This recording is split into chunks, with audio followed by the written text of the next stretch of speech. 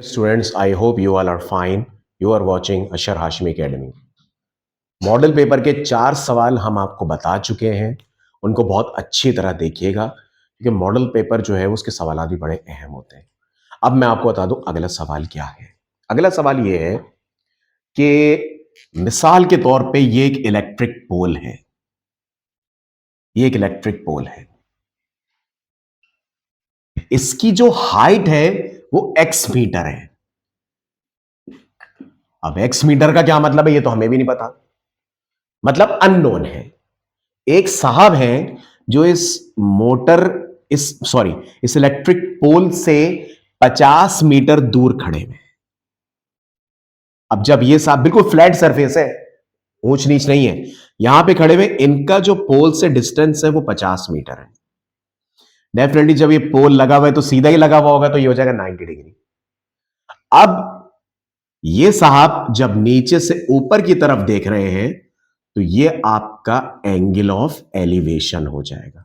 इस सर्कुलेशन की वजह से मैंने एरो बनाया, ये हो जाएगा थीटा ए बी सी।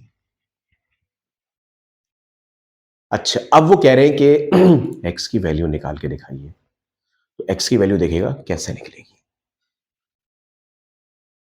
इसमें जो हाइपोटेन्यूस वाला हिस्सा है वो बिल्कुल खाली पड़ा हुआ है, उसकी जरूरत ही नहीं है।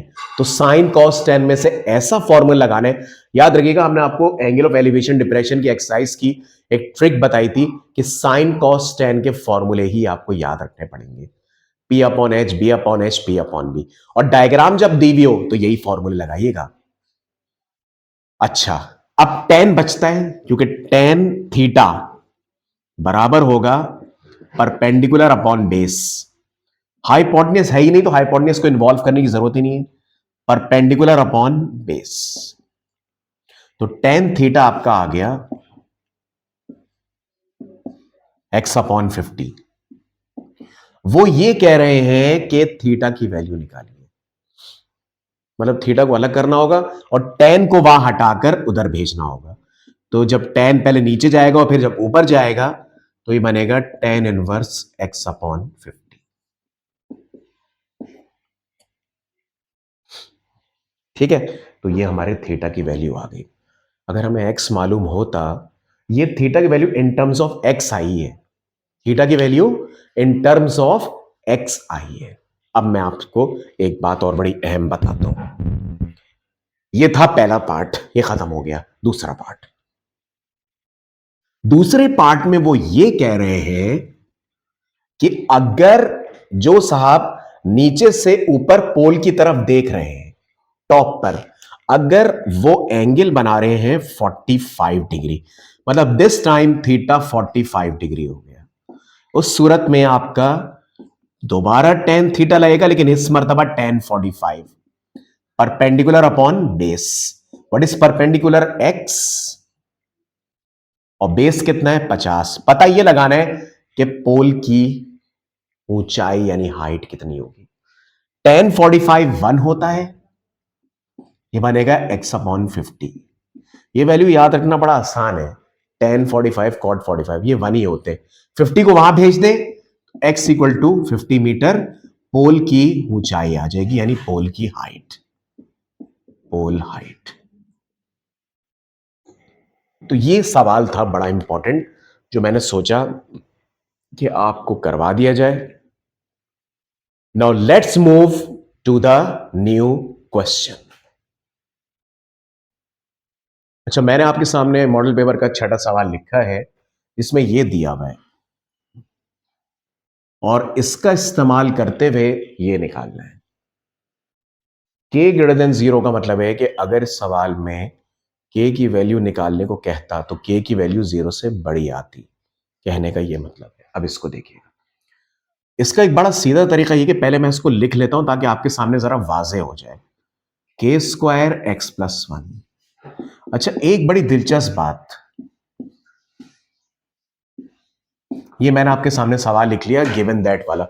हम फिजिक्स केमिस्ट्री या कुछ भी कर रहे होते हैं, मैथ कर रहे होते हैं, जो उसमें गिवन दैट वाला हिस्सा होता है वो डेटा होता है।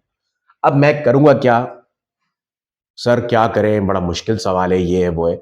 हम इसका एक आसान हल निकालते हैं आपके लिए। वो ये निकालते हैं कि या तो मैं यहां से k कॉमन ले लेता हूं,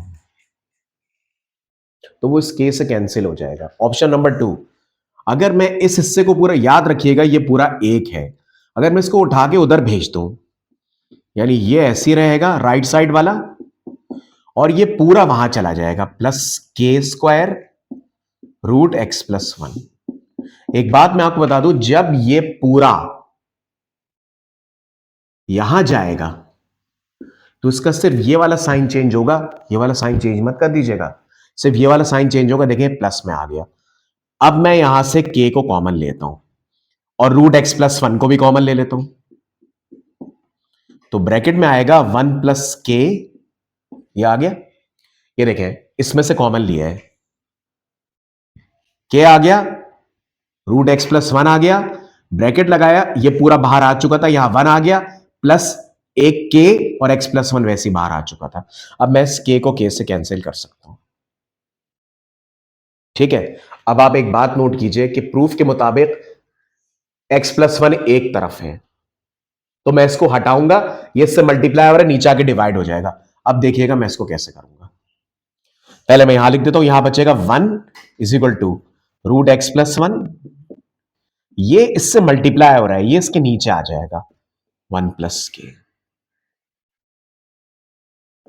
ये इससे मल्टीप्लाई हो रहा है, नीचे आ जाएगा, क्योंकि प्रूफ के मुताबिक मुझे x प्लस 1 को अलग करना है। अब मैं कर दूंगा स्क्वायरिंग ऑन बोथ साइड्स, तो ये रूट खत्म हो गया, ये बन गया x प्लस 1, और राइट साइड आपकी क्या हुई 1 अपॉन 1 प्लस के का होल स्क्वायर। ये देखें k प्लस 1 और 1 प्लस के एक ही बात है। अगर आप चाहते तो यहां से k कॉमन ले सकते थे, लेकिन तब भी आपको उसको उधर ही भेजना पड़ता। इस सवाल की लॉजिक समझने का तरीका यह है कि रूट वाली चीजें अगर एक जैसी हो ना तो आप उनको एक तरफ कर सकते हैं। तो इसको बहुत अच्छी तरह देखिएगा कि मैंने क्या तरीका यूज किया।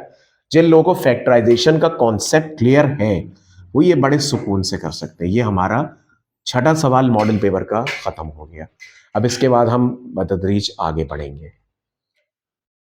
वीडियो अच्छी लगे तो लाइक एंड सब्सक्राइब जरूर कीजिएगा। अल्लाह हाफिज।